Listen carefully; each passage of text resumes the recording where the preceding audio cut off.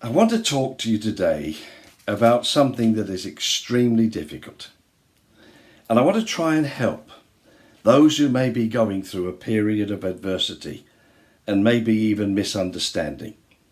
Those who maybe feel that God has let them down or gone through a period of abandonment and you're finding the journey extremely difficult.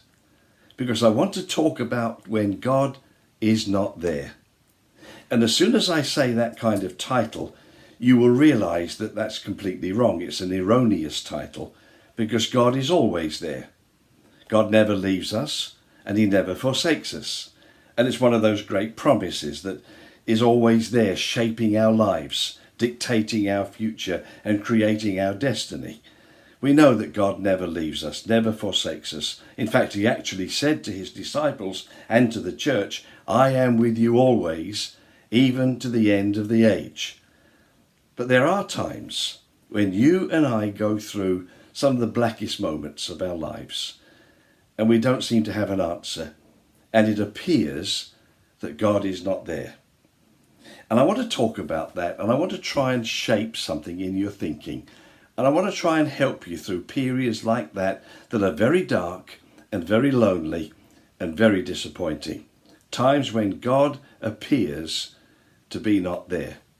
I'm holding my Bible open at the moment to the gap between the Old Testament and the New Testament. And you'll notice it's a blank page.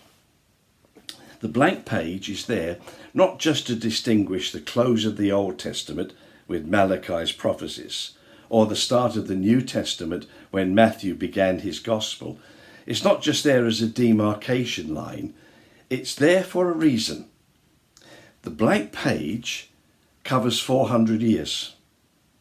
Malachi prophesied his last message, and it brought the Old Covenant to a conclusion. It brought the Old Testament to an end. Matthew hadn't yet begun to write his gospel. The angels in heaven hadn't sang, and Jesus hadn't been born. And there's a 400-year period between Malachi and Matthew. And the blank page between the two covenants is there for a reason. It's there to span 400 years. And the 400 years was a period of silence from heaven. God didn't speak. There were no prophets prophesying. There were no angels singing to shepherds in the fields. Matthew, Mark, Luke and John hadn't begun to write their gospels. 400 years of silence. Now we know history. It's okay for us because we've got the enormous blessing of hindsight. And we can go to those 400 years and we know that God was shaping history. He was bringing all things together in the fullness of time so that Jesus could come. We know that God was setting up kingdoms and putting down kingdoms.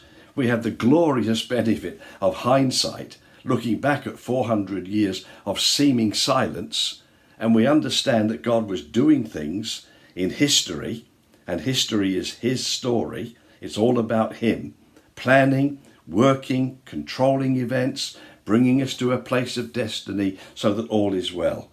And so the close of Malachi's prophecy and the start of Matthew's gospel is a 400 years of seeming silence when God didn't speak. And you and I go through times like that, when our prayers haven't been answered in the way that we wanted them to. When we've asked the Lord for something and he hasn't given it to us. When we've pleaded with God and we've cried and we've lain awake all night and we've said, Lord, where are you? And silence. When awful things happen to good people. When bad things come upon a good person's life, a good person who has done all that they can as a Christian or as a good living person to help others, and something awful has taken place, and we say things like, well, where is God in all of that? I've heard people say, if God is a God of love, why did he allow that? Why did that have to happen to me or to others? A period of silence when nothing seems to go right, and the feeling of abandonment and the feeling of hopelessness and the feeling of despair comes upon us, and it's as if God is not there. It's as if we're praying in a vacuum. It's as if we're trying to understand things that are way beyond our understanding. And we try and work it out and we try and see clearly, but God doesn't seem to be there. He seems to be a careless God. He seems to be an uninterested God. He seems to be a vacant, divorced God from our lives. And I want to talk about that. I want to talk about what happens when God is silent. I want to talk about what happens when you feel abandoned. I want to talk about when bad things happen to good people and we wonder why this is happening to me. Well, let me talk about that and be very open with you and very, very clear about it. God is a God of love, and God is a God of grace. And we don't always have the answers, and we don't always have the remedies, and we don't always see clearly. But we know that there's grace that is sufficient for us. And there's always that wonderful sense in which out of our adversity can come the most amazing things. Think of the Apostle Paul for a moment. This great man of faith, the architect of the New Testament. He wrote most of the epistles in the New Testament. He brought us truth. He uncovered truth for us.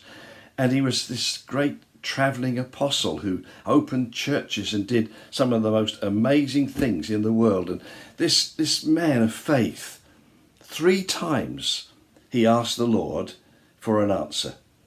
He had a thorn in the flesh.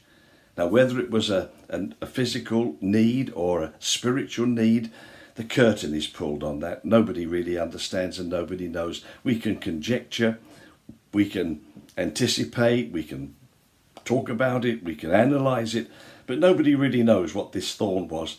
But a thorn in the flesh was a problem. It was hurting. It was causing him confusion. It was worrying him. It was there every single day. He'd wake up in the morning and the thorn was there. He'd go to bed at night. The thorn was there. Every time he travelled, this thorn dogged his footsteps. And 3 times he asked the Lord for healing. 3 times he asked the Lord to remove this thorn in the flesh. On the first occasion, God said nothing. There was silence. It seemed as if God wasn't there. On the second occasion that he prayed, and we're not told the distance of time, we're not told how many days, weeks or months it was before he prayed the second time, but again God was silent. Heaven said nothing. It was as if God wasn't there. And a period of time goes by, and again he comes before the Lord, and on the third occasion he asked the Lord, please remove this thorn from my life.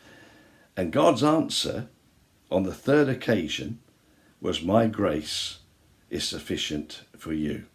In other words, Paul, I'm not going to remove this thorn. Paul, you've got to live with this.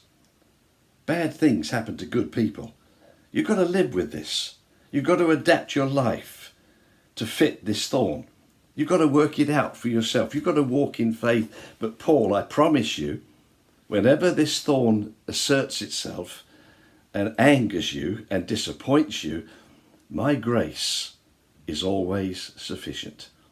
And we have to understand that there's a bigger thing going on than just silence from heaven. We have to understand that when bad things happen to good people, that it's not sadistic and it's not God inflicting something upon us. There's reasons behind it all, and we don't fully understand and we don't fully appreciate. But there are 3 steps to work our way through when it appears that God is silent. The first step is acceptance. I have to come to a place where I accept the plan and the purpose of God. I can get angry, I can get bitter, I can question the Lord, I can ask, why did you do this? If you're a God of love, why did this happen to me? I can question all that all the time, and I can allow it to fester in my spirit. But I have to come to a place of acceptance where, Lord, I don't understand, and I don't appreciate it, and I don't enjoy this, but I understand that you're in total control of everything. And it's not a mistake. And I haven't been abandoned. And I haven't lost my way. And I haven't come to a place where I'm hurting day after day after day. I come to a place of acceptance that, Lord, whatever you're doing and whatever happened and whatever the dark period may be, I come to a place of acceptance where I can rest in him and trust him. The second step is alignment. I have to position myself to come into line with his plan and purpose.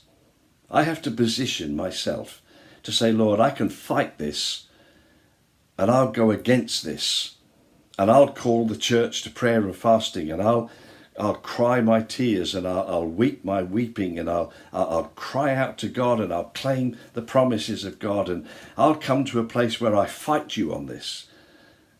But whereas I have to come to a place of acceptance, I also have to come to a place of position where I align myself to the plan and the purpose of God, because I don't know what really is happening.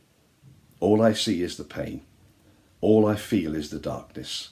All I feel is the emptiness of abandonment, and I wonder where God is in all of this chaos. But if I can come to acceptance and position myself in alignment to his plan and his purposes, then I might fully begin to appreciate what he's doing. And then thirdly, there's anticipation. If I can accept this, whatever it is that's happening, if I can position myself and come into alignment to his plan and purposes, then I can anticipate something. I can anticipate that the Lord God of heaven, who is a God of gracious love and majestic goodness, if I can come to a place where I've got acceptance of what's happening to me, and I position myself in alignment to his plan and purpose, then I've got this anticipation coming that something's going to happen.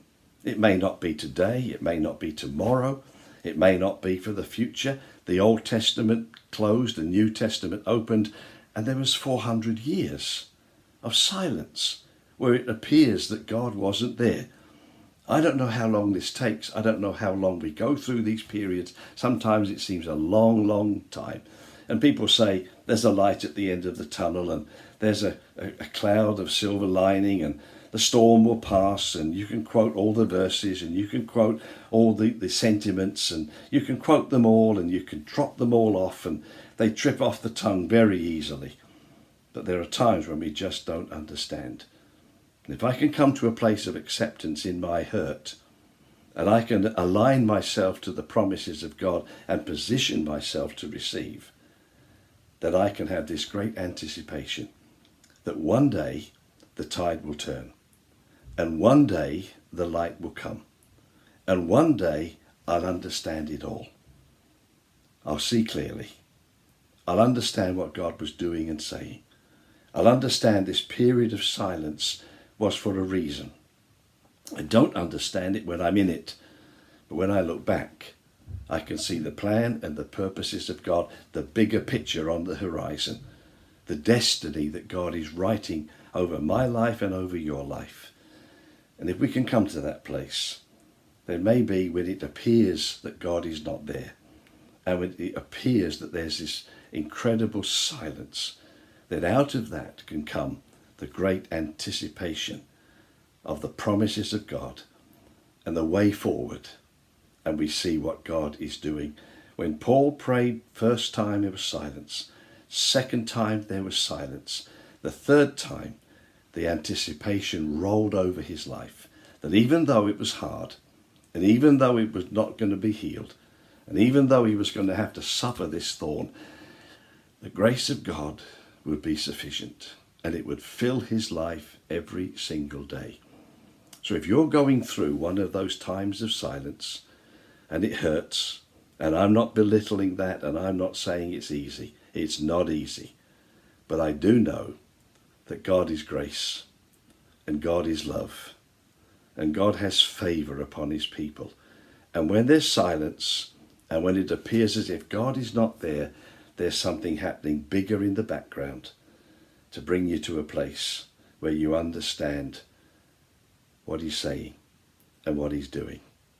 I do pray today that you've heard this thought for the day and come to a place of acceptance and alignment and work your way through to a place of anticipation. I do pray that the God of all grace will be with you, and that healing will come and answers will pour in, and that you'll understand it all, and that the grace and favour of God will be your portion.